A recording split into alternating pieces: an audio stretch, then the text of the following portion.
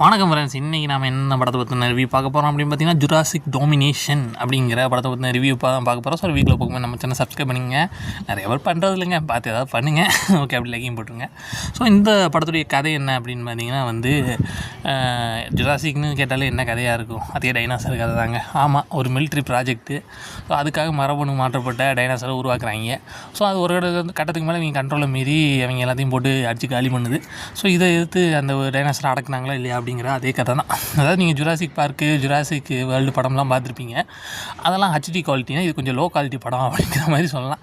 So அதே low குவாலிட்டியில் பார்த்தா எப்படி இருக்கு அதே அந்த படம். ஸோ ரொம்ப லோ பட்ஜெட்டில் எடுத்துருக்காங்க, அப்பட்டமாக தெரியுதுங்க.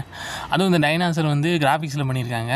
அது பார்த்து டைனாசர் மாதிரியே தெரில, ஏதோ தீம் பார்க்கில் ஒரு டைனாசர் பொம்மையை வச்ச மாதிரி இருக்குது அப்படி தான் என் கணக்கு தெரிஞ்சு.